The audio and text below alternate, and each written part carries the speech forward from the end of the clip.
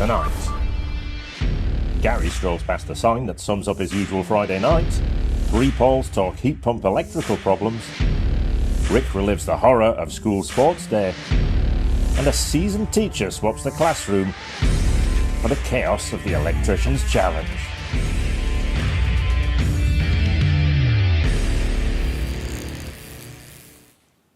Welcome to eFIXX TV, our fortnightly live stream here on Facebook and on YouTube. And tonight it's to be or not to be. That is the heat pump question. And I know straight away you're looking at the main screen and there is a massive clue that we've got somebody different here. And it's the camping chair over here. So this has come out the back of the vehicle that you towed up here, Joe, in order that you could have some temporary accommodation on the live stream, wasn't it? We're going straight in with the slanderous lies about the caravan. You're a massive caravan fan, and we will reiterate that later on in the show. But tonight's show is going to be fantastic. Have we learned anything today? I have learned so much. I've had to go back and actually start correcting a video that I was just about to release with a huge mistake in it. So really glad I came up today. I class this as CPD. The stuff that we've learned today means we've been on a journey and we'd like to take you on that same. With that in mind, we're going to shuffle things around a little bit. So we're not necessarily going to have the race wall early on because I think the content is too valuable to have it that little bit later. Now, talking about valuable content, you've been very smug recently and we've actually managed to find the picture. I've hunted it down in order that we can share with the rest of our community your wonderful news, Joe. So bring in the photograph for me, please, Rick. Oh. There it is. Practical Caravanner, the Club Inspection Edition. That doesn't even look like me. Well, we've had that to... doesn't even look like me. So famous with that, Stephanie, your smile. Don't be too proud of the fact that you've finally found the front cover of a caravan magazine. Okay, I've got to be honest. We sit down and we very, very intricately go through the plan for the show. What that's going to be like. We spent a good couple of hours working through this. At no point did anyone mention that was going to be coming up. Okay, just bring my camera in here. So if you bring hand cam in, you can clearly see a show picture and a big smiley face. That was the clue to me. What I knew I had to do it. Throw Joe under the bus. Yeah, okay, so that's what we're up to. Now we're going to just jump straight into it. And I'm not very good at remembering names, so it's always brilliant when we get actually somebody with the same or similar name. Makes it considerably easier. So let's look at the green room. Let's give a wave in the green room. There they are. This is not going to be a difficult evening. We've got Paul and Grumpy Paul. You know who you are, Grumpy Paul, and the plumber Paul as well. So we're going to bring them in. They're from Hager, and they are Grumpy Paul as well. So bring them in. So it's Paul Chafers, Paul Collins, and Paul Spence. Come on in. Here they come. Look at them. I know what you thought there. Athletes, I know what you thought. Yes, absolutely. Racing fit. Thank you very much. And all returning visitors. So all been here before, so hence the race wall is going to get bumped in a few minutes. Okay, but in the meantime, okay, Paul, as you were closest to the race board over here, you are the fastest member of the Hager team. You're the fastest person on this bench. And I think if we had Rick sitting down here, you'd still be the fastest person actually in this building. So congratulations on it. But people who don't know who you are, Paul, tell us all about yourself in less than 60 seconds. Good evening, everyone. My name's Paul Collins. I obviously work at Hager. I'm the training and technical support manager, well, one of the training and technical support managers at Hager. Previous to that, I spent quite a bit of time at MK Electric. So my background is not as an electrician. My background is in product development and starting off in short circuit testing.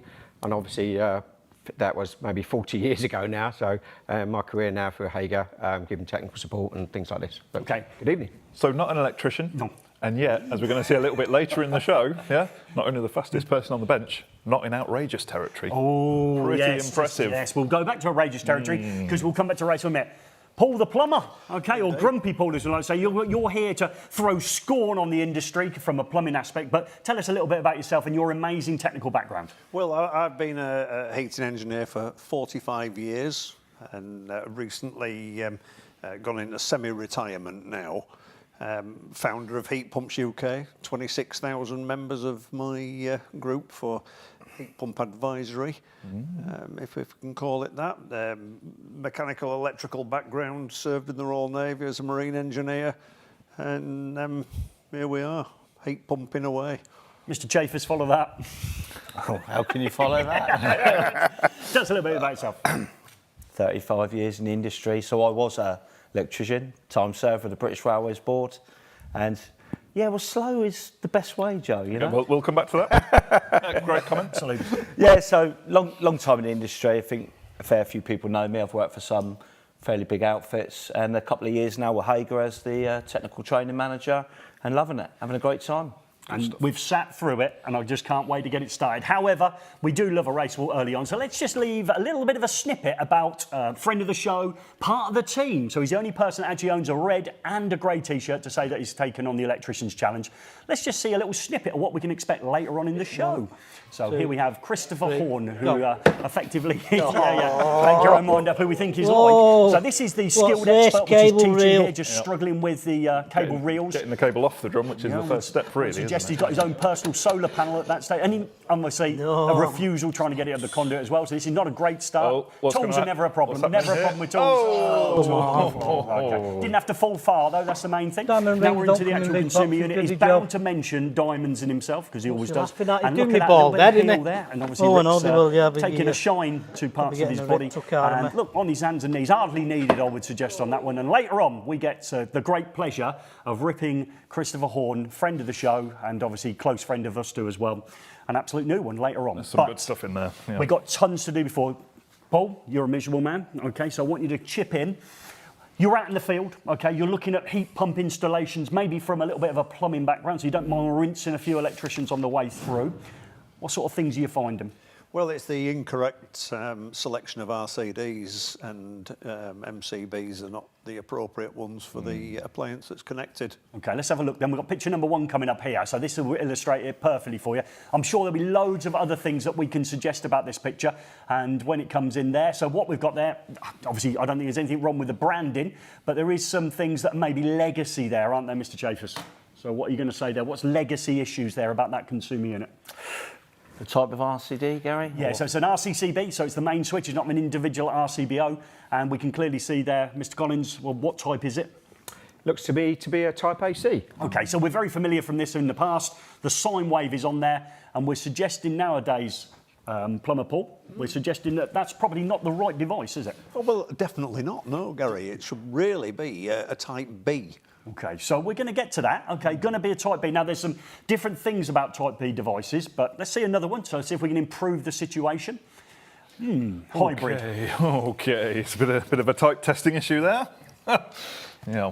Okay, well, I'm more concerned about the writing. So if we just bring us back out again, because there's some lovely writing on there. So it's actually quite experienced, the writing that's gone through on this consumer unit. We've got an RCCB. I think we can agree there, Paul, can we, that it's an AC one again? That is an AC, ATM, RCCB is the main switch there, yeah, next to B, yeah. And it seems like a number of people have attempted to write on it. Now, my glasses are on now, and I think the second word in there is hob, okay, so before we jump in there. But if you look at the person that's attempted for their first ever writing, not joined up, but they've attempted to write the word light, and they've had almost probably a reception effort at that, haven't they? So a different write. So what's the problem there, Mr. Chafers?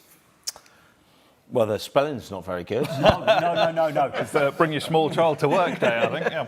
Yeah, I mean, obviously, we know that we've got requirements for the loads. We need to choose the correct type of RCD. We've got an appliance that's likely to kick out some presence of DC, and we've got a type AC device that's not going to be able to handle it. Good. Just clear up for me. I see B32, B32, B10, B is nothing to do with, even if it was an RCBO, it's nothing to do with the device. Now, no, so it's the time current curve. So it's the curve of the device. It's just unfortunate that the different product standards use the same letters. They've got loads to choose. Type B for number 25 to choose from. It is an issue. Yep. Mr. Collins, we spoke about this earlier on. We said we'd rather perhaps they say B curve, C curve, and D curve, didn't we? That would help. Yeah, that would help for the industry to now say B curve, use the word curve for circuit breakers, and use the word type for RCDs. But okay, that's a learning issue, and it's going to take us a while to get there.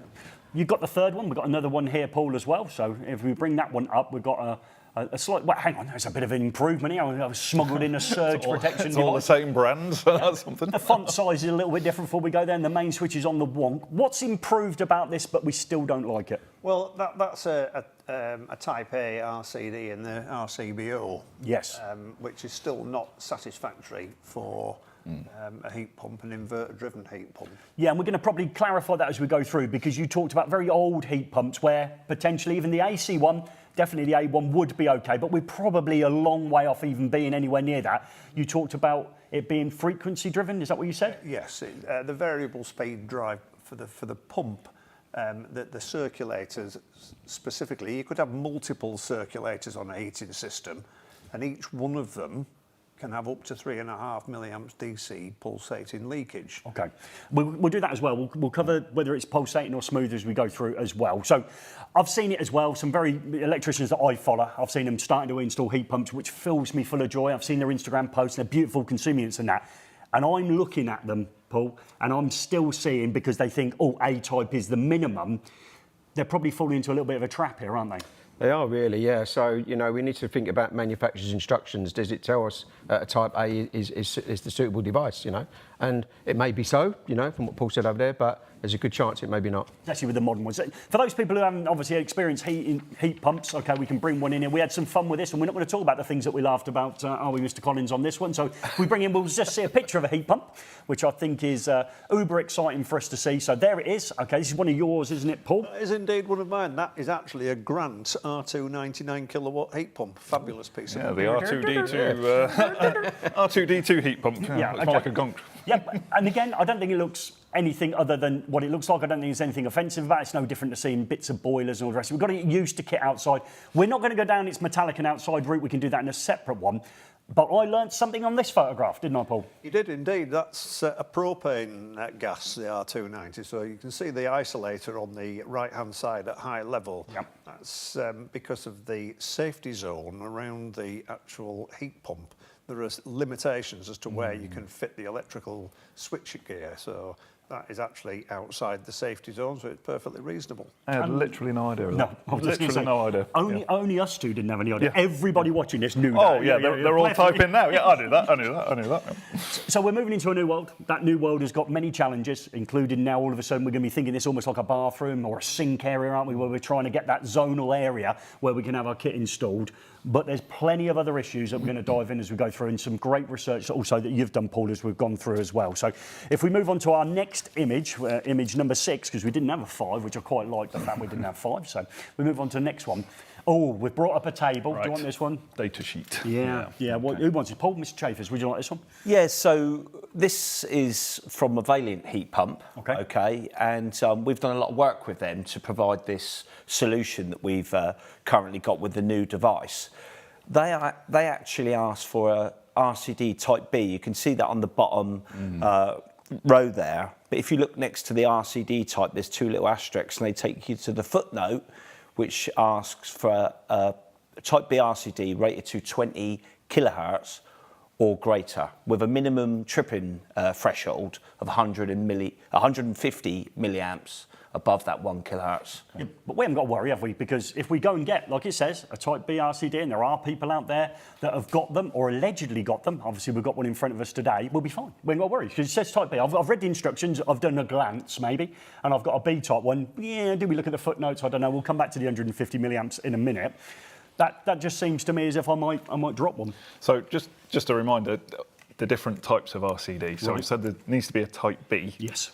Let's just quickly whip through what they are. Hopefully we all know what this is by now, but just in case you're relatively new to the channel. So we've got, these are the different types of RCD that are actually described in BS 7671, approved for use according to the British Standard for Electrical Installations. Okay. Yeah? So just talk us through those really quickly. What have we got? We've got the AC for starters. Yeah, so this table really shows that none of these devices are suited to this type of heat pump, because for a start, in Amendment 2 of the regs, we had a note that said that Type AC devices should only be used for equipment where there's no DC components. Right. Okay, so that's rolled out straight away. Then we have a Type A, but it only deals with pulsating DC up to a level of 6 milliamps, okay? Then it can become blinded. The same with a Type F. It can deal with some frequencies, and that's limited to 10 milliamps, but again, it's pulsating DC.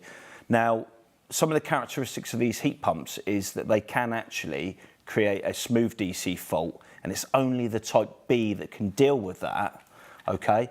But the Type B that's listed in the regs book there, the standard for Type B, stops at 1,000 hertz, so 1 kilohertz. Okay. And that's there in the bottom hand code. So we saw, was it 20,000 hertz on the last one? Up to 20. So this is only 1,000 hertz. So we could have glanced at those instructions, gone out and got a B-type one, and actually we're still not anywhere near. We're not meeting what the manufacturers asked for. All right, okay. Okay, That's a little so bit boring. just make the picture big again for us, please, Rick, would you? Just make that so we can see, because I'm curious. I've got this in front of me, and you can see it on the screen now. The bottom right there, on your breaker, which is this Hager breaker here, you can see it doesn't just say B, it says BHP. So you can see it there on hand cam now. BHP. So why have we got a BHP? What, is that different to just a standard type B? Yes, it is, yeah. It's engineered to be able to deal with these high levels of frequency associated with heat pumps, and that's why it's classed as a BHP for heat pumps. Okay. So And if we- HP stands for high price? Is that what it stands for? High profile. High performance. Oh, right, okay. All right. go, very And good, also, very good. heat pump fits in quite nicely as well, doesn't it? What are the chances? What a coincidence, yeah. We'll come back to price later on, and you'll be incredibly surprised. So if we haven't done it, maybe throw it into the comments. Jenny's going to take all the great comments on this one, and we're going to pass them through in part 2. So, yeah, so we've got this device, but we just said, didn't we, that those 4 RCDs are the ones only recognised by BS 671, and you've got something different. Yep. Can't be wrong. Can we bring that next slide up there, Rick? Can't be Let's wrong. have a look at We the next picture. just because you're wifting away from it now, aren't you? There we go. Right. So we've got this is your super duper all singing all dancing specifically designed for heat pumps RCCB, Correct. and it's very nice looking kit actually. is, yeah. It's really solidly engineered. So talk us through some of the benefits of this. We've mentioned the frequency. So Yeah, so what we've actually got is a Type B. It's a Hager Type B device, but it's been engineered to deal with that extra bit that's been asked to do. Okay, so it's got that. It can work in those higher frequencies, and it will not trip out.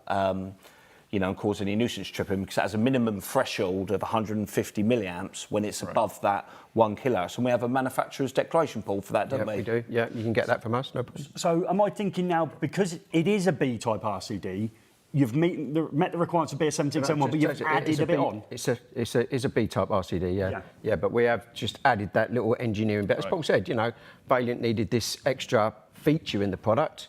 Just the standard Type B was problematic because it didn't have this extra feature. They was tripping out.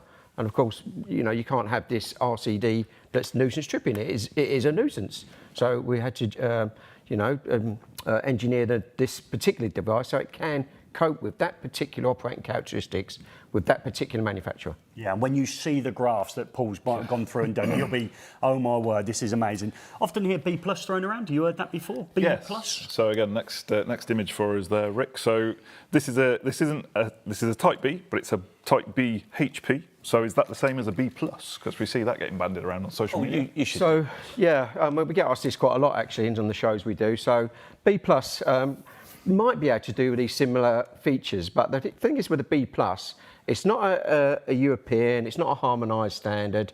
Okay, so it makes it very awkward to use in the UK. It's not, as you said, Gary, it's not one of those AC, A, F, B, which are recognised in 7671. So because it's not recognised in BS 7671, it makes it really awkward for us to use in this country, because like you see there, it's not a harmonised standard, it's not an international, it's specific to the German market. So if someone wanted to use that in the UK, of course they're perfectly, can if they want to, but what they'll have to do is kind of declare the product they've used, why they've used it, and is it of the equivalent safe product that they could have used from the UK market. They've basically got to declare departure, which is awkward, and you take responsibility for that. And let's face it, it would have been easy for Hager to bring one of the devices we use in another market over here. Very easy. Yeah. If we felt that was the right way, but we didn't. Right. So we've gone down the route of providing a Type B device everyone's familiar with, but it's got this extra engineering built into it to deal with the heat pump characteristics. So just to reiterate, this is recognised by BS 7671 as a Type B, and it is not a B plus. No, it's a Type B, and we have got a manufacturer's declaration that confirms the extra testing and measurements to take it up to those characteristics that Valiant need. Excellent. Paul. So in some manufacturers' literature, where it doesn't state the frequency, it just merely refers to suitable device for higher harmonics. Yep. this device would be perfect. perfectly it's a Type B. If they want a Type B and they don't recognise or don't require those extra features, this is a Type B. Well, it would. If you refer to the regulations for RCDs, it says you should choose the correct type considering DC and frequency. Mm-hmm. So we know that these heat pumps have got high frequency switching, certainly above the 1 kilohertz. So it is a problem, which is why Hager's gone down this road. But you've delved into this problem, Paul, haven't you? Because you've been chasing manufacturers for information. This is the specific problem, isn't it? That the literature that is accompanying the heat pump, the installation manual, invariably doesn't tell you what frequency the appliance actually runs at. So I've written to several manufacturers in the past and trying to get the number to select the correct RCD, and you never get the response, or you actually get the wrong response. You got that in a text message you sent me, and you've also rang help desk and getting misinformation. Disinformation, indeed it is. And now they sometimes doing the usual, the classic on any help desk is check out BS7671, what do they say? Paul, what do they say? Not a lot for heat pumps. Okay. So hang on. So there's no requirement, there's no mention of heat pumps or specific RCD types in BS7671. It doesn't tell you to use a type No, B it just anyway. tells you to use the appropriate type in the presence of DC and frequency. So it is a problem. So I have a friend. Okay. Have you got a friend as well? I have a friend Yep.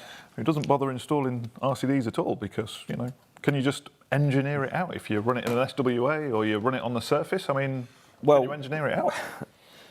That's the issue, is that for a lot of our designs we do have choices. Yes. We can engineer out the use of an RCD. Obviously, we might need an RCD if it's a TT earthing system, for instance, but sometimes we can by choosing the correct wiring methods, surface-mounted cabling, etc. But there's a real problem, isn't there, Paul, which we had to look into when we went on this journey, is that there is a standard. I think you've got one printed off there. It's one of a number of standards we had to make a lot. Because you've got a plethora. Yeah, I have got a few of the standards. That's an expensive handout. Which Isn't it? it's expensive. Can I have a quick look at one? No, you can't, Joe. No.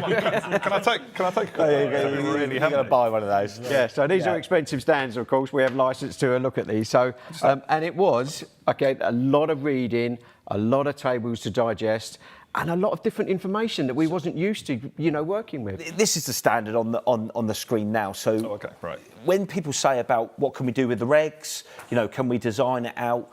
Well, this is a safety standard, okay? It's household and similar electrical appliances, and it deals with electrical heat pumps. Yep. So it's a safety standard, and this clause says that the installation instructions for these appliances shall state that an RCD 30 milliamps is advisable. Okay, so as a designer, to go against the advice of a safety standard and what the manufacturer of the heat pump should be doing in accordance with the standard is stating that a 30 milliamp device is. But what the standard doesn't give you is what type of device it is. Right, so let me just get this clear in my head, because this is really important. I'm actually producing content at the minute on this, so I want to get this right. You can send us an invoice later, Joe. It works the other way around on these shows. So that document, obviously BS7671 doesn't specifically mention heat pumps, but that document, which is a British standard, a European norm, an international document, safety document, says you have to use an RCD to protect a heat pump. It says it's advisable, Right. and it's for the manufacturer of the heat pump Yep. to include it in their instructions. Right.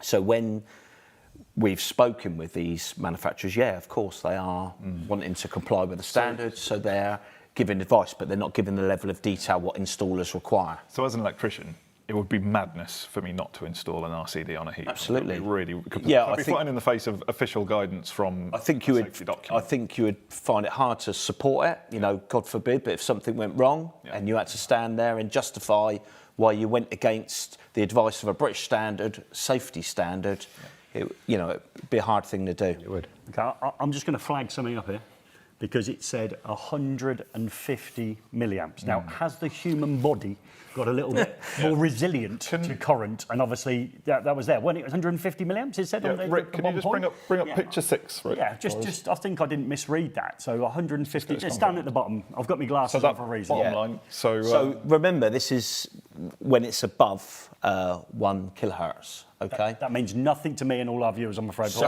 go on, get into that, Paul. So when BS7671 is looking for additional protection at 30 milliamps, Yes. Yep. it's considering the frequency to be at a standard 50, 60 hertz. Right, and when a heat pump is running it's effectively increasing the frequency within the machine, isn't it? It's taking that 50 hertz and then converting it to run at a higher frequency. Is that what we're saying? Yeah, I mean, Paul would probably know more than me about it, but it's to do with the efficiency, isn't it? Yes.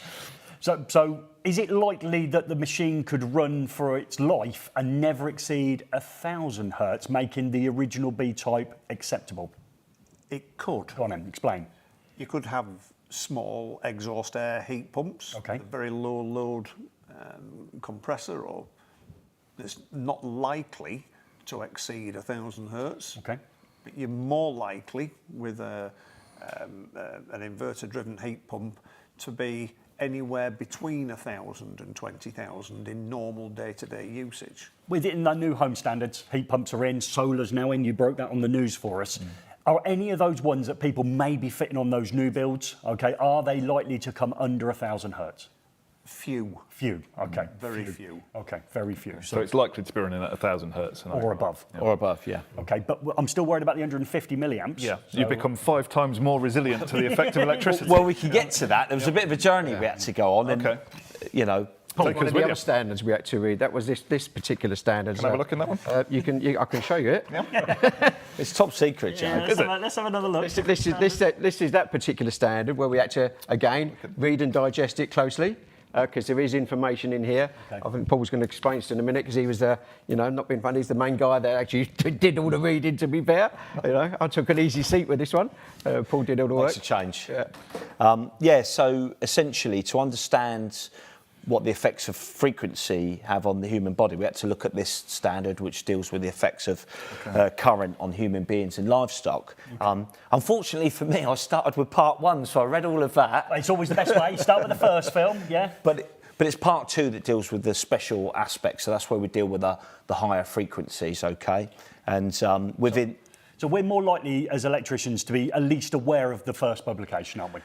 Yeah, I think so. I Or mean, some of the intricacies with yeah, we're generally, historically, equipment that we see in standard installations doesn't really get to those frequencies, but it's starting to as technology's moving on and things are getting more efficient. So we needed to understand what this was in order for us to be able to design a device that would suit the needs of the heat pump, but we could satisfy that we had a protective device that was doing its job. And providing the same level of protection. But just to go, you've wrote 30 milliamps on that BHP. You've wrote 30 milliamps. That's what we're used to seeing. We're thinking additional protection at that stage, but we saw 150 milliamps. Is that what your reading took you on that journey for? It did, yeah. So I don't know if Rick could pull up the graph there. It'd be easier for me to explain it with that. Okay. Yeah. So really? 14. Okay, well done, Paul. A nice logarithmic scale to get to grips to there, okay. So this is so I've got the definition there, the ratio of threshold current for the relevant physical effects at frequency compared to those threshold current at 50. Well, I think that clears it up. Okay. CM4. So, this line that's going up there is showing us that relationship, and we have a frequency factor there, so we can see that. And the reason it starts at 1,000 hertz is because it's part 2 of the standard. Right, so okay. below 1,000, you're looking in part 1. Okay. So part 2 deals with the higher frequencies, and as you can see, the number that Valent requests, the 20 kilohertz we've got there on the blue line, it gives us a frequency factor of 300. Okay. So what this is telling us is that at 20 kilohertz, the body can receive 300 times the amount of current that it could at 50 hertz to get the same physical effects. Okay, let that soak in. Does that make sense? Well, we're going to just 9 amps. 9 amps. No. Well, so we've done the sum on there to show what a 30 milliamp device would look like, times by the frequency factor. So the medical experts that put these standards together are telling us that this is the effects of frequency on the body, okay? This is the ventricular fibrillation. It's not an easy word to say. You did it though, well done, well done. It's this is the chart for that. Now, trying to explain it, Paul and I have been doing this at a few of the major trade events this year, and we're doing it for the rest of the year. You're also doing it at EICRs? Yeah, we're at eFIXX doing it, and the installer show. We've had to put another graph together to show how the device actually works, and it's a bit easier. So that's Get the audience on. So just before we move, just so I've got this again clear in my head, that's brilliant timing, Rick. If we could just, if we could just bring that one back, thanks. So if we look at that, so what that's basically showing us is that as the frequency increases, there's a relationship between that and a multiplier. And that multiplier, if we apply that to the 30 milliamp value, tells us how much current a person can take at a higher frequency before I messed it up that time, ventricular fibrillation kicks in, yeah? Yeah. Right, so that's what that is, yeah? That one was for you. Yep. So 9 amps. So hang on a second. So let's have the easier graph, because hopefully stay with us. Let's not fixate on the 9 amps. Well, okay, well until I've calmed down, 9 amps. It's a lot of current. There's a lot of current. Okay, next graph then. Let's bring the next one up, Rick. Okay. Yes, loads clearer. Okay. Okay. So the ventricular fibrillation line is the line in red. Okay. So let's call it the danger line, because that's a bit easier to say. Okay. And you can see the characteristics in the blue line is the device, and a standard type B will look like that up to that 1,000 hertz line. Okay. So it already starts to, when it goes over 100 hertz, it already starts to climb, given an allowance for this frequency, okay? So it's not quite as sensitive to equipment that kicks out a bit of frequency, because the milliamp rating of it can go up in accordance with the danger line. So it's the disconnection. That blue line is the upper and lower threshold of disconnection, which is below the point, let's use the 30 milliamps. We're used to seeing RCDs going at 23, 24 milliamps, which obviously means we're below the threshold of 30 milliamps, which is the white gap in between. And that's our RCD line then that shoots up. And you said if we looked at the 1,000 hertz one, that would be the point of which a standard B-type RCD would cope with. Yeah. But we're saying, people like Valent are saying, we want 20,000. They've got equipment that works in that range of up to sort of 20 kilohertz. Yeah. And they want the device not to trip out unless it sees more than 150 milliamps. So they don't want any nuisance tripping. Okay, so what we had to do is satisfy ourselves that it was providing the equivalent protection to the 30 milliamp that we're all familiar with. And hopefully, if you can understand how the frequency factor works, we've demonstrated that we have stayed well on the safe side of that danger line. And if you go back to the, I don't know if you can pull that graph back up, Rick, but if you go back to your 9 amps that I showed on the sum, yes, the standard shows us that the body could take 9 amps to have the same effects as at 50 hertz. But if you look at our device, the red and blue line, the device will actually disconnect in just over an amp there. Okay, so we've made sure that we are well below what the standard maximum would be, which therefore actually means that the effects of shock would probably be less harmful at that higher frequency than it would be at 50 hertz. So let's say you've got your heat pump and it's running away and it's running at 10,000 hertz. So that's the frequency it's operating at. Something goes wrong and the casing becomes live. Someone touches it. They're going to get a shock of 1 amp flowing through them. Could get a shock of 1 amp flowing through them. Possibly. But that's not as bad as getting a shock of 1 amp at 50 hertz. The impact of this is less. No, not at all. The device will disconnect. Yeah. Whole new world, isn't it? Whole new world. Oh, didn't you know this, Joe? You came in very nicely with that upper and lower boundary of the blue line that I worked out earlier, didn't you? You came in with that. You've got to save yourself in the comments. This is good timing for your CPD you're going to bring out then, Joe, yeah? A little bit late. For a rival brand, isn't it? Just to add a bit more to this, you could have an installation where the manufacturers have said a type F is acceptable. Okay. But that is only the heat pump. That's not ancillary equipment outside of the heat pump. So you could have a heat pump that has no circulator. You have to fit your own externally, or there could be multiple external circulators. A good heating designer will try to design out multiple circulators in the wet side of the system. But if you've got multiple pumps pushing the water around, each one of those variable speed pumps has an amount of DC leakage. And that has to be accommodated if they're all fed through the first primary Right. RCD. So you've got a Type F RCD protecting the heat pump plus this other bit of equipment, a circulator. I'm not familiar with that. There might be one, there might be three. And all of those could be causing issues that would blind the RCD and stop it from RCD. working. Right, So you'd interesting. still have to default back to the Type B. Right. Okay. Wow, this is new. And again, hopefully comments are coming in. Even if it's an area you haven't touched, maybe it's something you're learning new as you come in. I wouldn't be put off by this because we're going to trust manufacturers at some point and say the manufacturer's designed a piece of kit that solves all our problems. It just comes back to being wiring then, doesn't it, for us? Obviously, plumbing's a little bit, I would suggest a little bit special. You'll deny the fact, but I've known some people with some issues with heat pumps in the early days about getting the systems balanced correctly and everything's warm.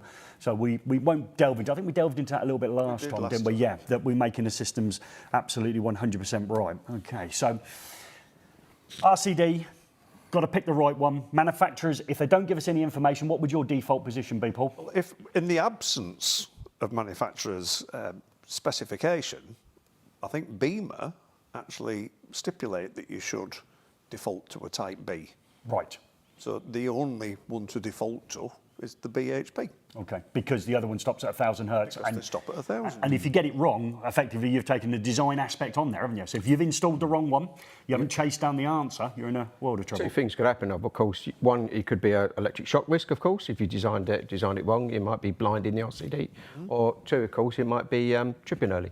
It might be a nuisance. So, either one of those things could go wrong. And, it's wrong. So, you don't want to do that. It's got to be correct, isn't it?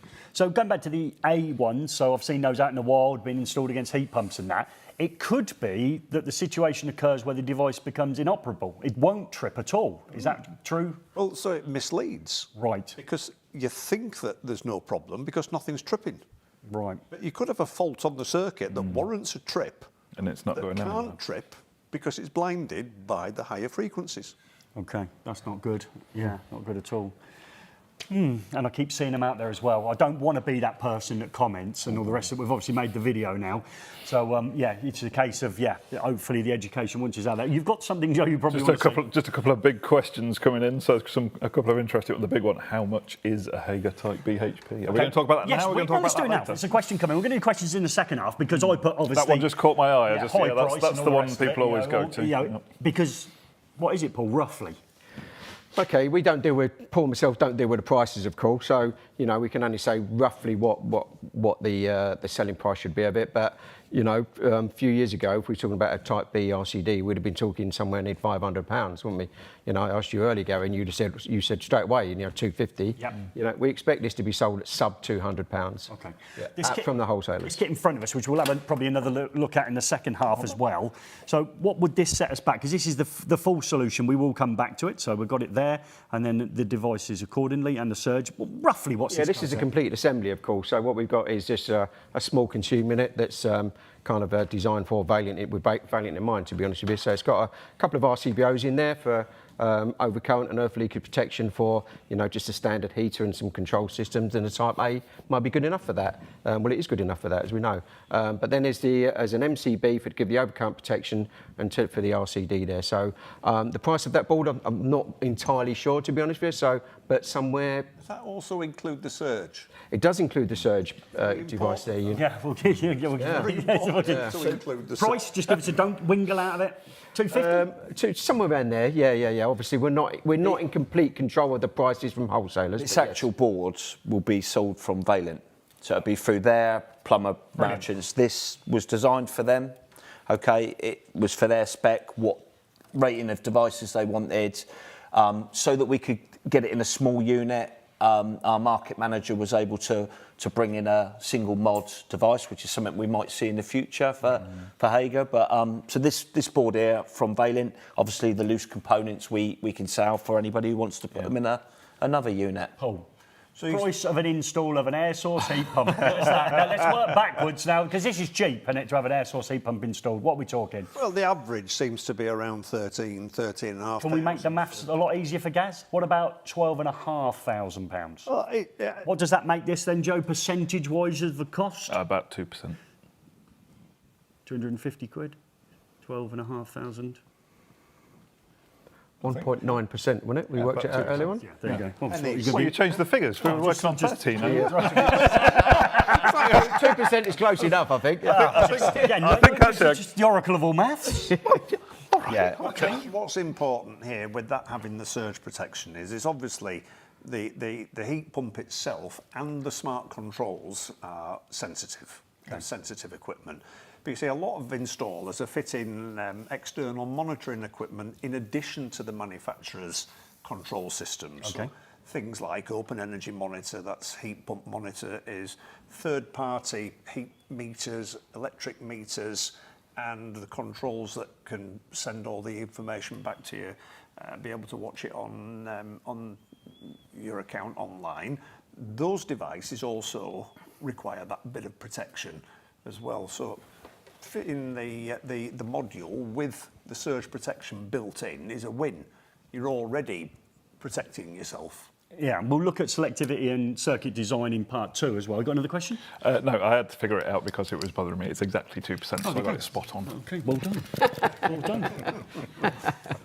You weren't so confident, though, were you? I wasn't, no. I really wasn't. But interestingly, just circling back to price, just the last couple of points, we've mentioned the fact that it's a very small proportion of the overall installer protection. 2%, I reckon. Yeah, and you're protecting a very expensive piece of kit, so it's worth doing. But also, just to confirm it, Roy Horn, who asked the original question about price, has gone away and looked it up for us, and he's finding one at 167 quid. Yeah. We did say we did. We sub 200. You'd have to buy something. Yes. Don't know the difference between. Let's buy the wrong thing. Let's do that You instead. buy the wrong thing. What you're saving yourself? Well, just a court case if you buy the right thing. Yeah, £60 in the court case. Yeah, absolutely. Yeah. It's so you've got the solution. Other people are out there. I'm sure people that have seen people on social media waving around a B1 and all the rest. I think we've dismissed that for the majority of them because of the higher frequency. We now know the B1 stops at 1,000 hertz, where this goes to 20,000. There is one that's got a lovely picture of a heat pump on it. It's also got PH on there in the other way around being HP. Okay, so we want the source. Yeah, if we're going to have the source. And it stands for heat pump and reasonably priced as well. So there we go. So we've got one. We're in. Solutions out there. You'd be naive not to at least find somebody with an equal product, even if you didn't select that one. Would you agree from your learning, Paul? What?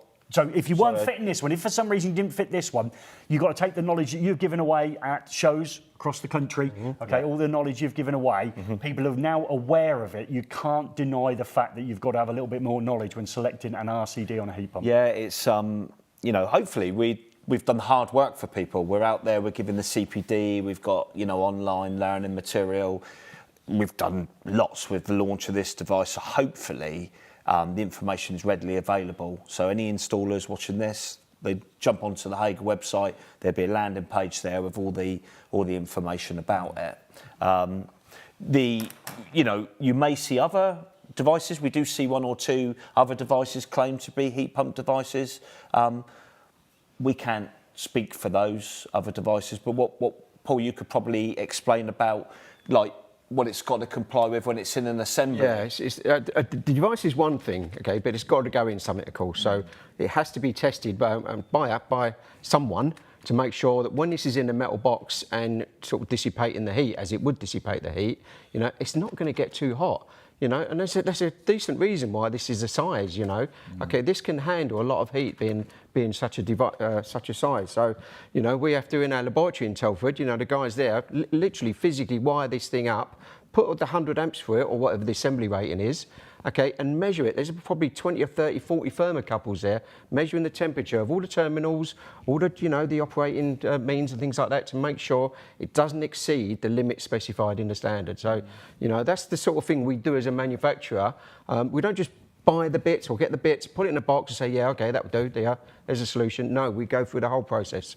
The whole full process, and then we can satisfy it to give you a declaration that it complies with the standard. Now, I might be wrong here, so obviously we have to keep our eyes open to all literature that's been released. We'll always miss something. Yeah. I don't think any of the big players have been smashing this around. The IET, I maybe have missed it, or maybe one of our competent person schemes. Are you sort of the first people to break this news publicly, or have they been hiding their information away? No, I don't think the information's been out there, but we work with all of those organisations, and we've had lots of sort of CPD days. So we've had some of those organisations you've mentioned in. We've done some by webinar, and Paul and I will go through the standards and get their points of view, and help them on the journey as well. Because what we need to happen is if an installer phones a helpline, they get the correct advice rather than conflicting advice. Okay, so generally, our sort of the reaction we've had has been thank you to Hager for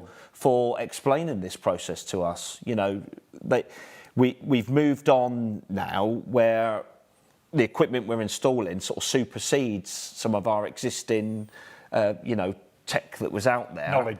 Our existing knowledge, I would suggest to start with before. I think we were superseded a long time ago, Gaz. But, it doesn't worry me because later on in the show you'll see me and Gordon went over to Intersolar in Germany, and you'll see little bits Rick's edited up. Saw wonderful technology. I walked around like a kid in a toy shop, just looking at stuff, and hopefully Rick will be done me fully justice on that. And I went in there and went, the definition of electrician ain't what it is. I don't think we could have taught anyone a scratch on what they're going to need as real skills. I think there's that basic underpinning training, and I think there's some other areas now because it's getting complicated. You've got to diversify quite early. It's getting complicated. Yeah. Okay. I don't think one key can open all locks anymore. And hats off to anyone out there that's actually got a grasp of this. We'll be going through those comments to see what's on in the second half of the show. We've got a very, very, very tiny break, but it's worth listening to this bit because last year's was fantastic. Here we have Gary and Gordon deep in a very important work talk.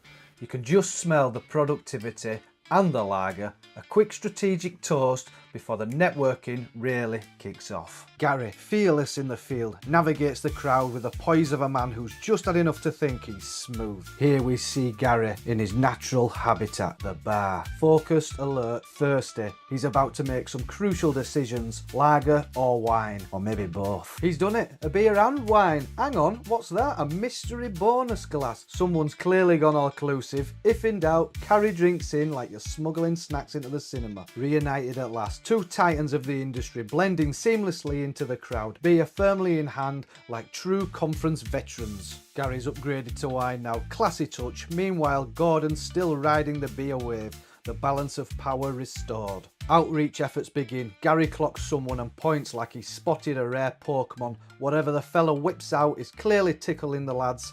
That's diplomacy, that is. And then it escalates. Gary hits the dance floor with the elegance of a bin blowing down the street. DJ gets a cuddle, then a smacker on his shiny dome. Judging by Gary's face, that's not the finest vintage. Whoa.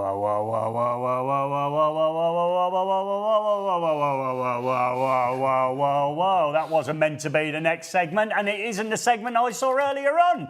What's going on there? That was little bits of the trip. I would suggest all them floating solar I saw and all the rest of it. It's interesting because you came back and told me that you walked the equivalent of a marathon in that day. I did. Well over the equivalent.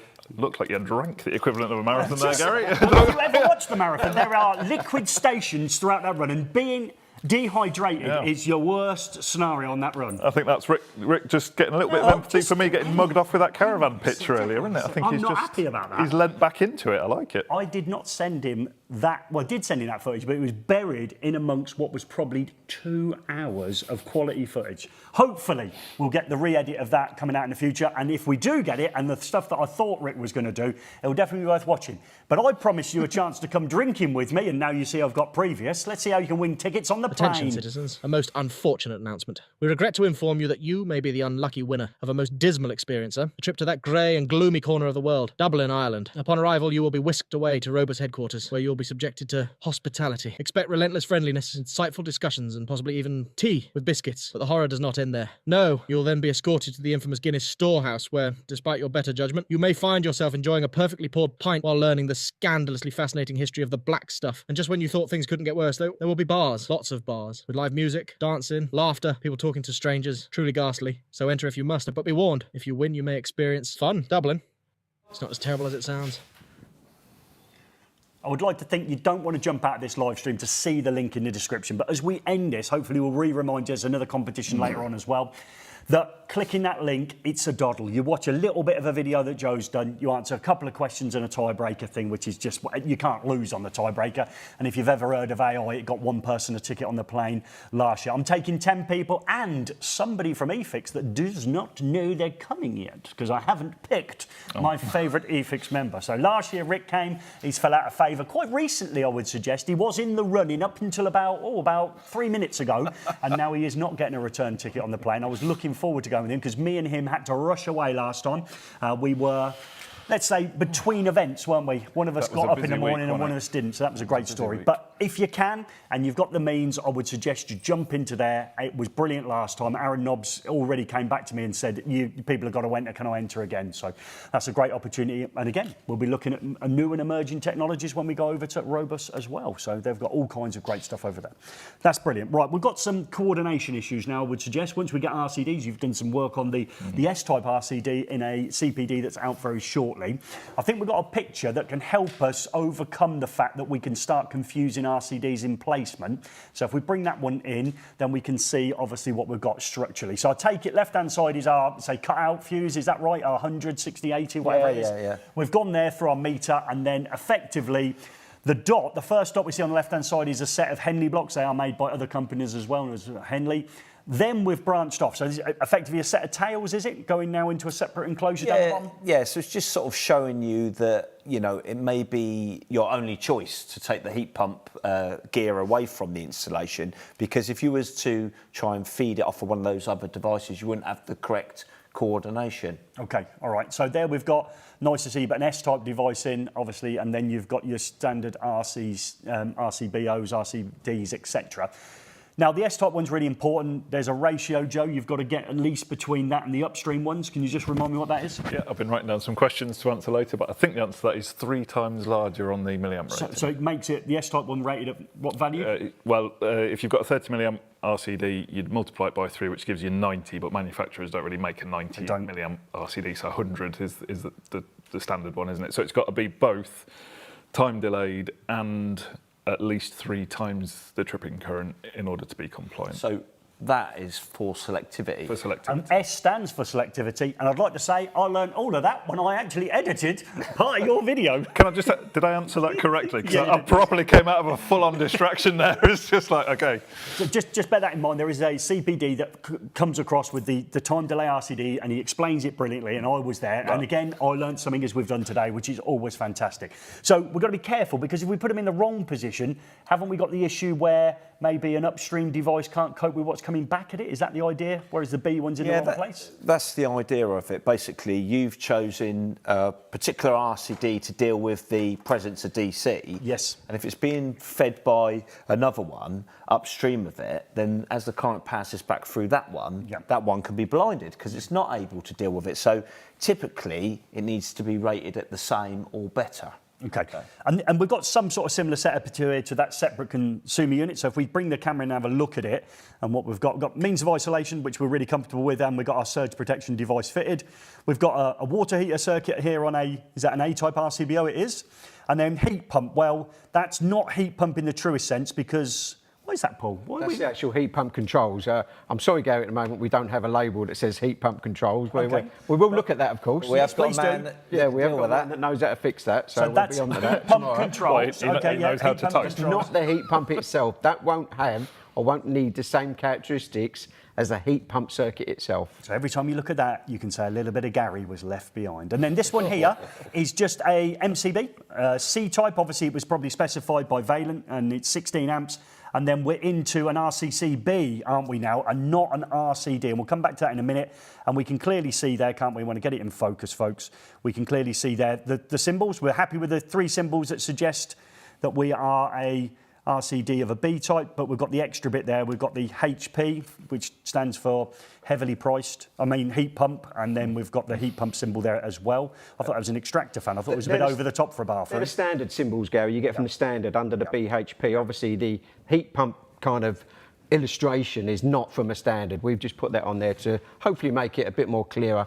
Yeah, because a lot of, Paul could correct me if I'm wrong, but a lot of heat pump installations, the design and everything's led by a heating engineer. Okay, so they quite often get the job to do it, and then they phone the electrician and say, I'm putting in a 12 kilowatt heat pump. The electrician starts to think, oh, 12 kilowatts, I need a big cable for that. But of course, the 12 kilowatts is the heating load. So to make it easy for the heating engineers that might not be familiar with the symbols we use on RCDs, we've put a heat pump on there. Plumber sticker, love it. Plumber sticker. Plumber sticker there, just so they know Sorry, exactly what it is, Paul. Well, you're a bit different though, Paul. You're a bit different.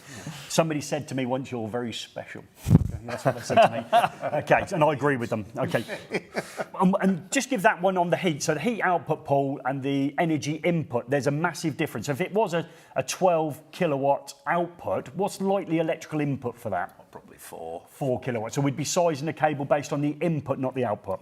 Okay, so that's the advantage of having it, that the amount of energy you initially put in obviously gets 3 to 4 ratio depending on time of year and etc. Yes.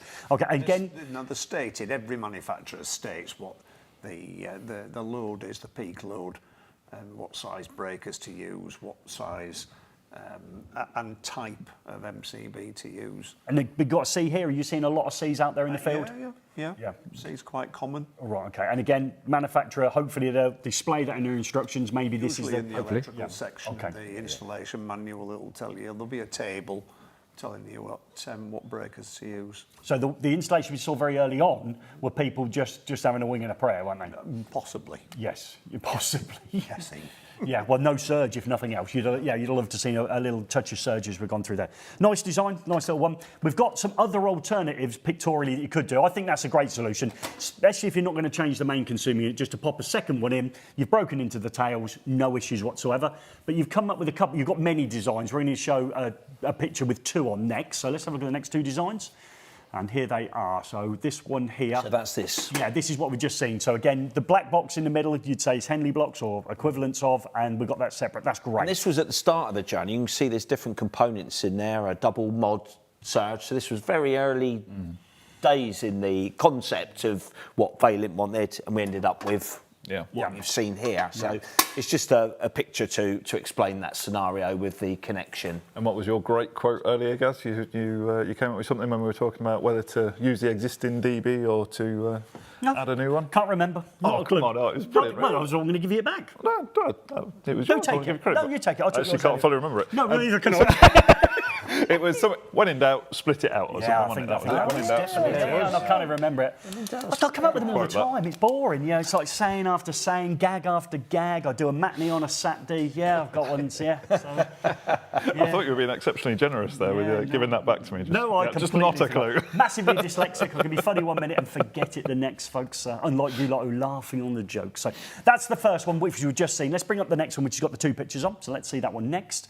So, Paul, so I guess what we got here is there's 2 ways it could be done if it was all in the main consumer unit here. Now, the one on the left there, the split load one was, reasonably common maybe, a few years ago. We still sell this type of configuration, but we have to be honest, this configuration is probably diminishing in favour of the full RCBO board on the right. But on the left, we've got, if you had like what we call a high integrity consumer unit, we've got kind of spaces after the main switch and before the first RCCB, which are kind of not protected by even one of those 2 RCCBs. So if we had the space, we could kind of fit the BHP RCCB, and of course you do need an MCB in there as well. You do need overcurrent as well. So if you've got the space there, you've got 5 modules. It would have gone in now. Yeah. But on the right-hand side, we're seeing the more common board used today, like just full RCBOs. It's more likely you will have space, of course, because you're using up on the left. You're using 4 modules there, aren't you, with the 2 RCCBs, which you won't need on the right-hand side. So you still are an advocate that you can, quite within the regulations, Joe, use 2 RCCBs. It's a bit of a bugbear for mine and a bit of a hill I'll die on. But yeah, obviously we're moving away from split load boards, and the gold standard is undoubtedly individual RCBOs. And when I replace the consumer unit in my house, it will be individual RCBOs, absolutely. But you can make split load boards be compliant with the regs. They have not been outlawed in Amendment 2. They're currently okay. You've just got to think carefully about the design and the circuit layout and where you connect the breakers. And yeah, that's a bit of a hill I'll die on, to be honest. Yeah, no, I won't tell everyone you've got a plastic consuming unit at home with 2 split RCCBs that are AC types, have you? I've only been in the house 3 months. Yeah, cobbler's kids and all that have the worst shoes. Every time I walk past, I think, wow, there's a plastic consuming unit there, AC RCDs. So the one on the other side, so that's a more modern version of it now. So we've gone into the board, so obviously it's a Hager board, but we've got RCCBs in now, haven't we? Okay, in there, and we've actually now got your RCCB, and RCBOs. Is that right, Paul? Yeah, so you see we put the heat pump one fully on the left of the assembly there, because it doesn't connect to the buzz bar, of course, so the buzz bar would stop at the last overcurrent protected device. Now, you might notice there, actually, we've actually fed it from not the last circuit breaker, but the one before the last circuit breaker. You see what we've done there? Because the last circuit breaker is an RCBO that we could use for a lot of PV type system as well. You know, if you've got the expense to, you know, have a heat pump installation, there's a reasonable chance you might have solar panels as well.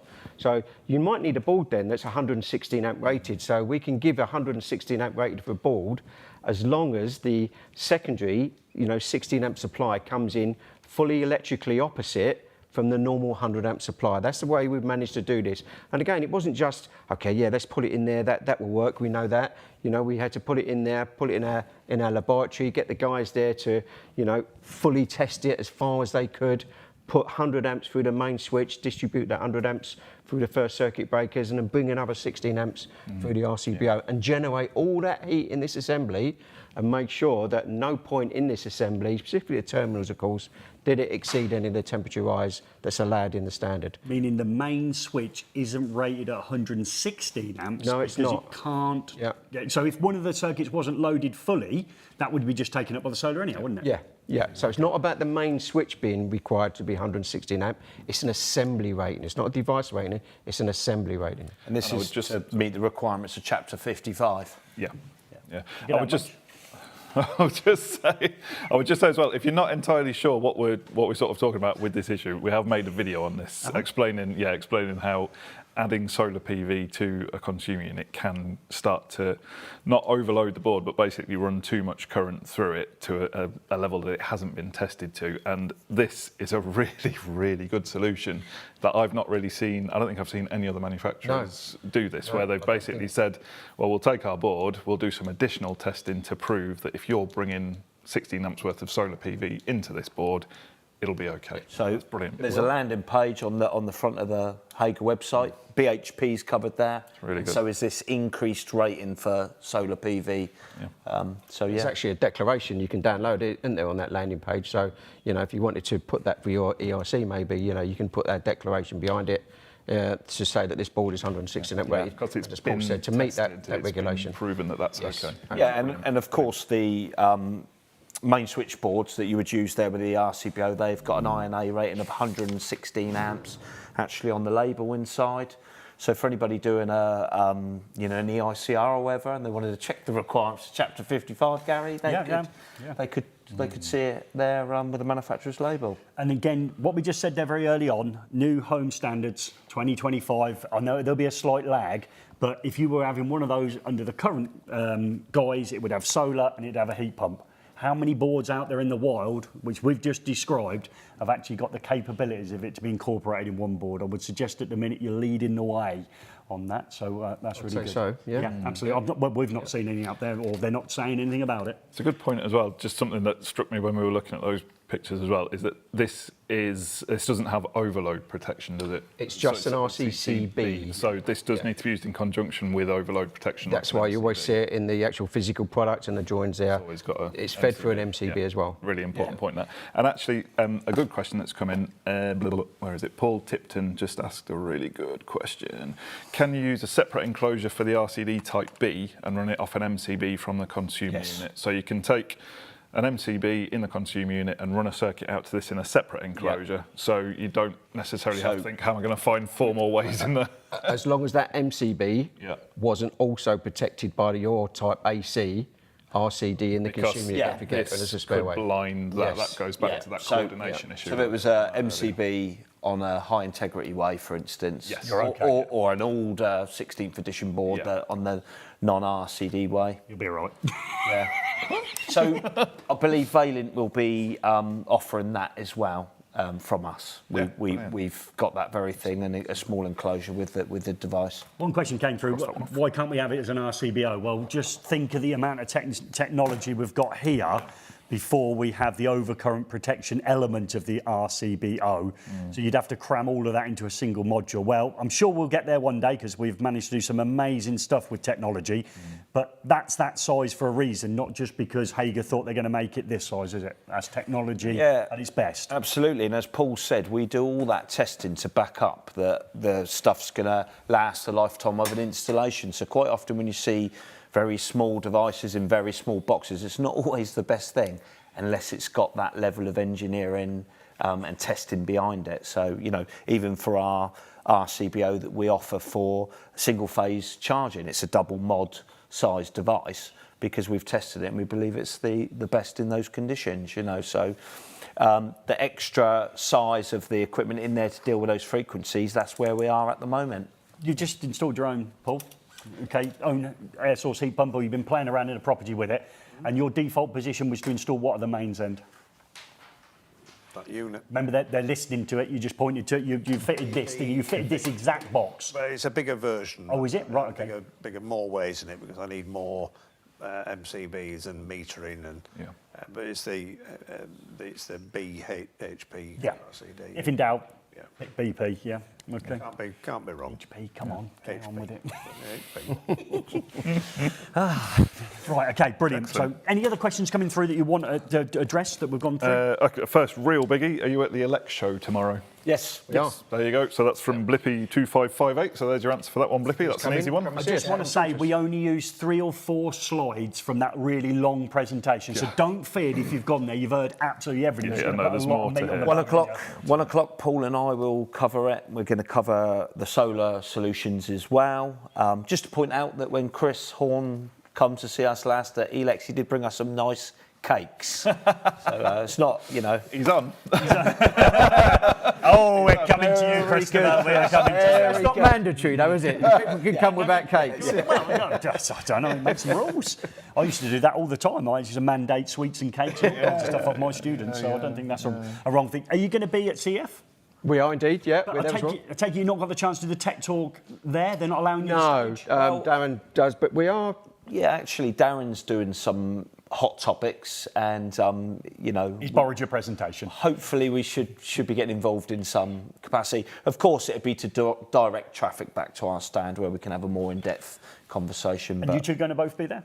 Yeah. Okay, so again, if you're not going to one of the elect shows, you want to go to CF, we're going to be there as a team as well. On day one, we're going to be on the Robust stand, where I will be announcing the 10 ticket winners. Remember, the link is in the description. And if you're there, you might even find out on the day that you've won. Nice. We are asking you to tick a box if you're at CF Live. So again, if you are there and you happen to be a winner, no doubt we'd be hunting you down as well if you're there. So it's worth jumping along. It doesn't mean you're going to win if you are there, but it will help us identify somebody excited in the audience. Indeed. And of course, we can pop along to see you. And on day...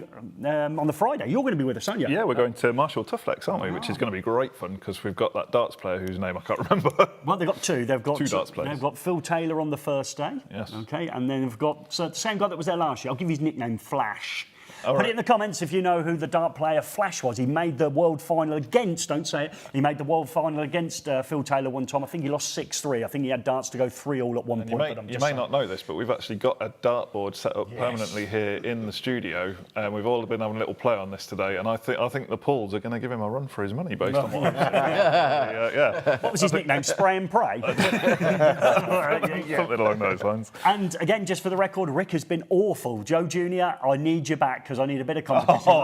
Rick's getting 3s and 5s in the highest score. He's had an absolute melt. Now let's bring in Rick because we've got to say thank you to Rick. So let's bring in Rick. So there you are, Rick. Give us a wave. Get your mic on. Where's your mic? So bring your mic in. So Rick's been working tirelessly. No Joe Jr. today, is there? So no, we just been heroic. himself up. Heroic. Yeah, he is. He deserves a break as And well. we had a massive panic about 3 minutes before we started the show because none of the mics was working, which was really exciting. And Rick, he just stayed calm, handled it like a pro, so well done. Yeah, well done, press Ralph. the button off, press the button on, we're all good. Off we it. went again. Right, okay, so I think we've been holding off a little bit of time here. So we've got now, it's the climb or decline before we do the race wall. However, before we do that, you've got to get your times in based on the fact you know it's Chris Horn, college lecturer. 20 years been teaching, an electrical background behind that. He worked for himself. If one thing he's got on his side, is experience. Yeah. Okay, absolutely tons of experience. So you don't need to put a name in, don't have to put Chris in. Chris is going to obviously win tonight, but we need a time. Now, historically, college lecturers have done brilliantly. Matt Odell's in the top 4 or 5. Marcus Barrett's in the top 10. So we've got some classic ones. We've also got up there Jake Hardcastle. He's in the top 10. So he's got some lofty company to actually make sure he doesn't let down FE, further education. Can Christopher Horn get a time worthy of being on that board? Now, Mr. Kranis is in there. He would like to know how he's done. Other people like Mr. Coles are on that board. We've got your good self, the fastest person in this actual room, haven't we? Yes. Yeah, we have indeed. Polarity, okay. And we've also got the fastest plumber on the board. So get your times in. We're going to allow those times to come in before we work out whether he's going to climb or decline. So this is Chris Horn, friend of the show, friend of mine. He's also a contributor for eFIXX. He's worn the red shirt at many a trade show. He's come to College Connections. He's given up hours and hours of his time over the 3 or 4 years that we've known him, and we'd like to thank him for that. But let's first of all, we'll do the decline or climb.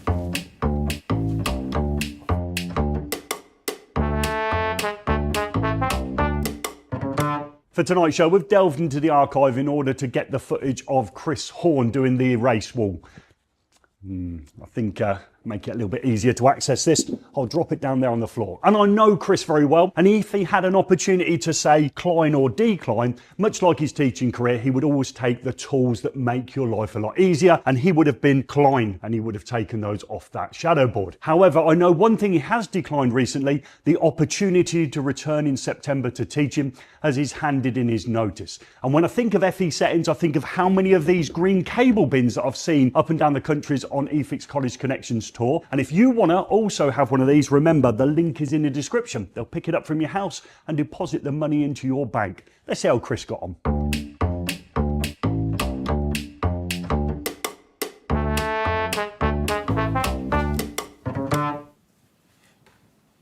It gives us a golden opportunity to lean into Christopher Horn when he takes on the Electrician's Challenge. We're looking forward to this. Are we ready to mic up and rib away? Let's rip into him. Let's I'll roll never it. forget the Let's see what first he gets time I up got to. to meet this absolute gent. He contacted me and asked me to come and pay a visit to a college, which is more your thing, Gary, than mine. That's not really my bag. But I took a punt and I went to visit him up at Riverside College, I think it was. And you could just tell from my very first meeting with him what an absolute legend he was. Cares deeply about the students. He'd set up some great initiatives there. I think I came away from that visit, called you and said, I've just met a bloke that we would have quite happily worked with in education, guys. And that's why it was so justified in 2024 that Chris Horn won eFIXX College Lecturer of the Year, an award that was overdue, I would suggest, for all those years of effort he put in.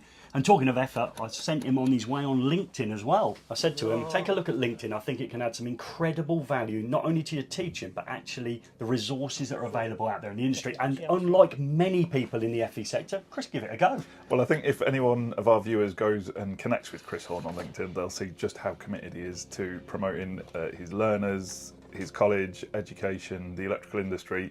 He immediately got all over it, didn't he? He did, and it surprised me just from the point of view that I said to him, please tag me in on every post you did. Biggest mistake probably I've ever made with Chris, because that's been about 3 years now, and he does a post nearly every day, which is great. But let's go back a little bit and think about the family man that he is. He's got 2 sons, very proud of those, and one of them is currently working alongside him at his current college, which is Riverside College. But which other colleges does he work for, Joe? So during his time, he's worked at Warrington and Royal Vale College and Hopwood Hall College, both of which I think you visited on your College Connections. I have, which is good, because one of them won College of the Year, which obviously suggests that Chris works at a quality establishment. I think there's some others in there, but we couldn't remember them all.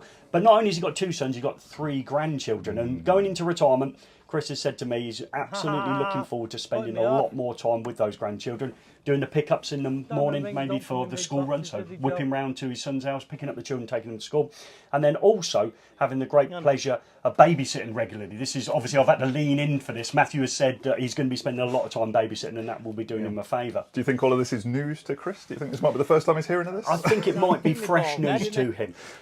Obviously, he's got 2 grandsons and 1 granddaughter. He loves a Saturday and Sunday where he goes out and watches them play football. And again, he's that proud grandfather on the side of the pitch. But also, what other sports does he like? He's a big fan of rugby as well, so he loves going out and watching Warrington Wolves as well, his local team.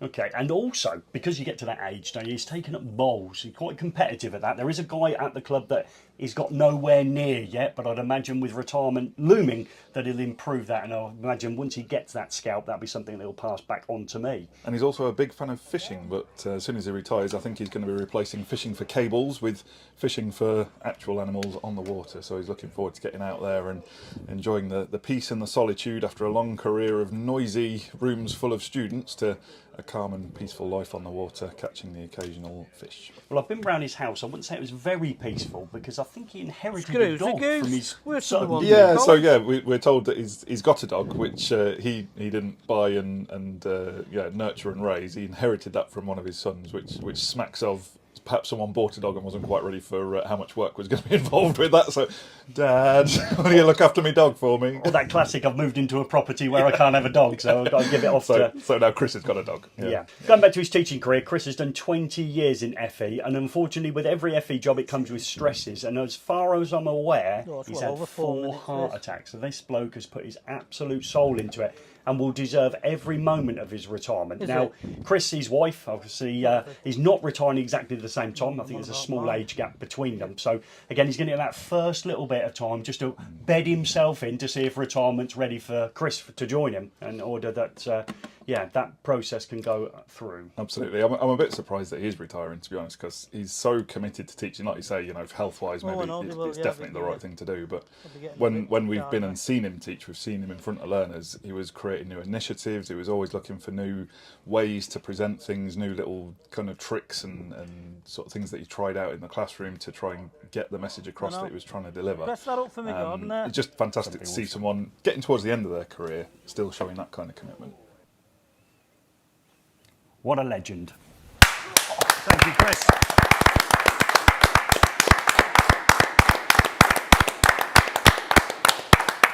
"20 years service to FE, an outstanding person, outstanding teacher, award-winning teacher, gone all around the country. He's got down to the Houses of Parliament. He's helped you with your son. And he's a great guy.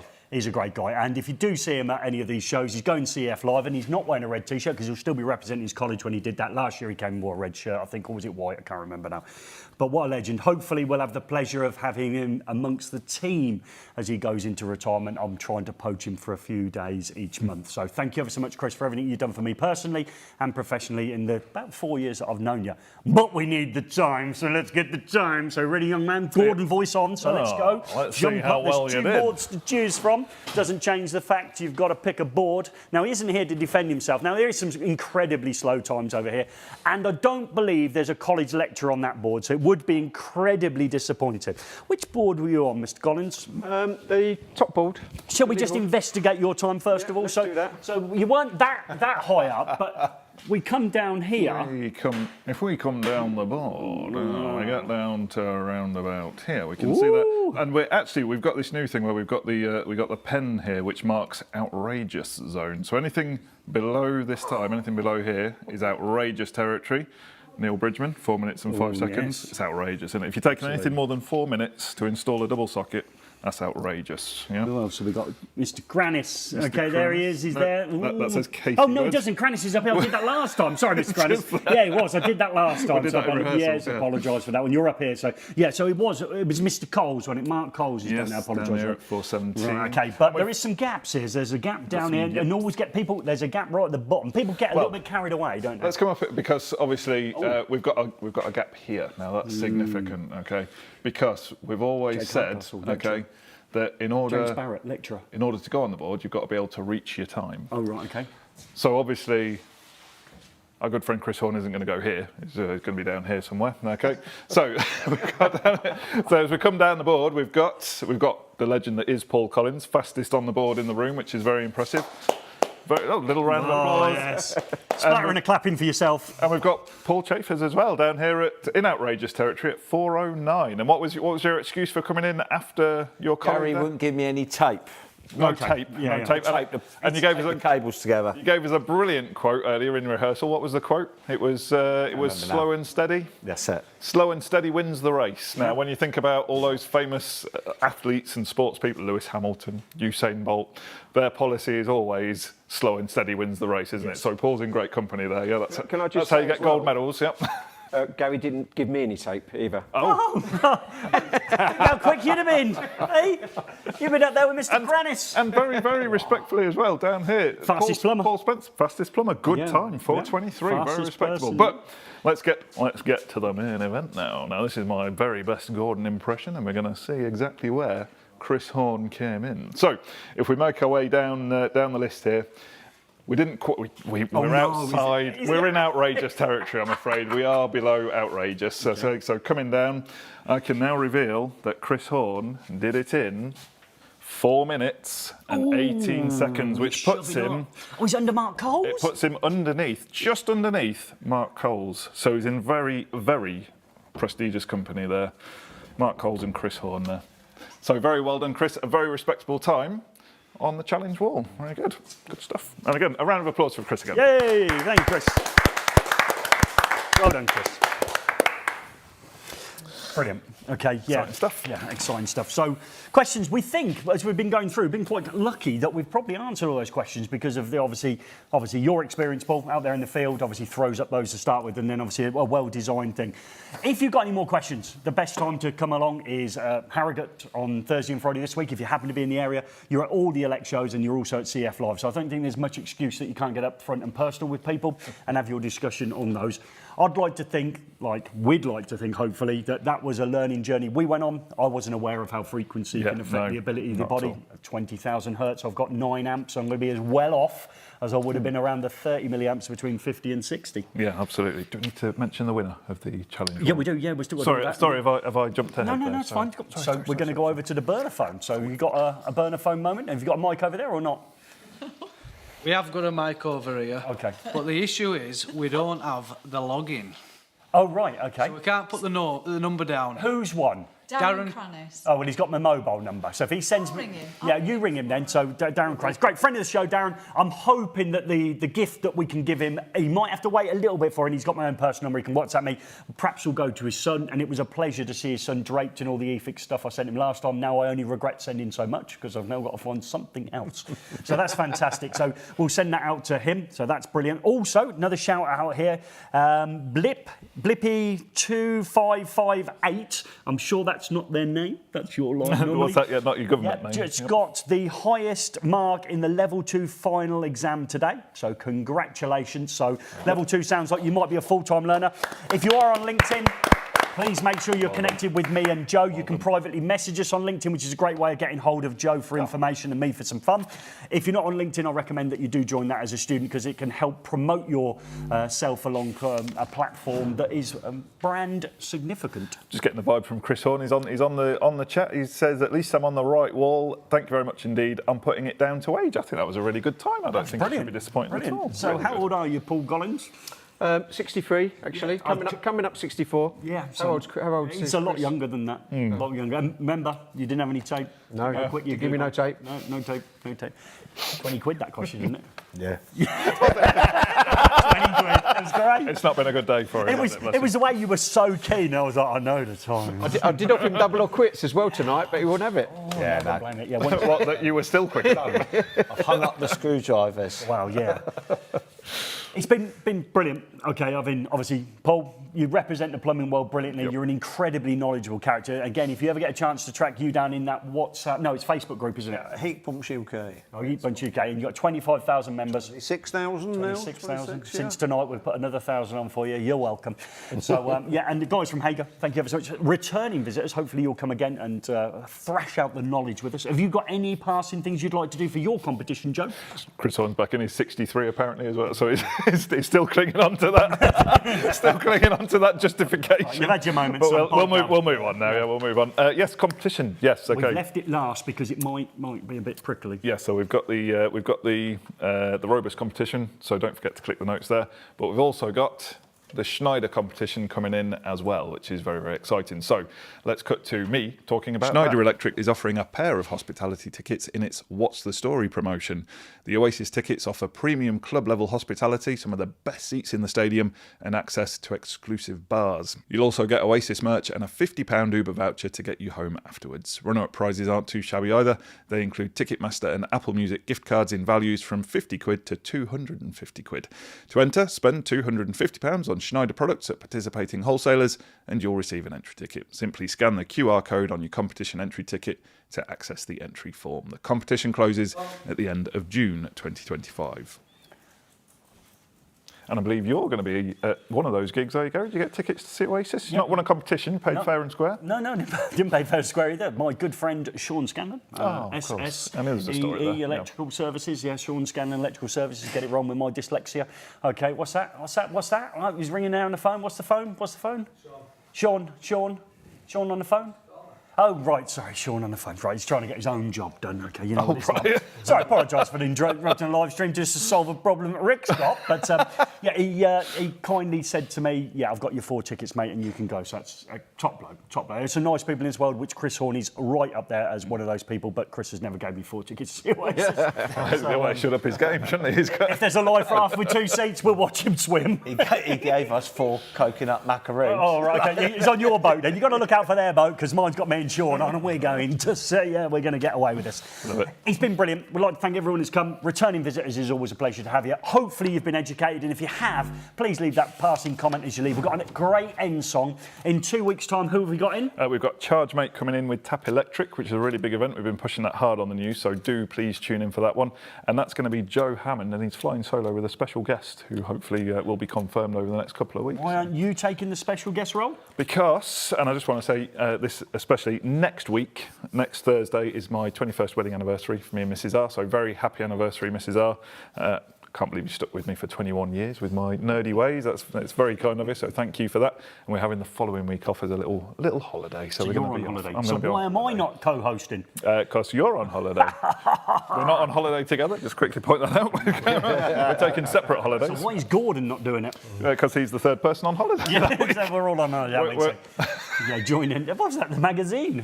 I'm on the front of one as well. There's loads. We've got some great Ladybird books as well with us on as well. Rick's Ladybird book he didn't want to show. He was wearing a small skirt on your one.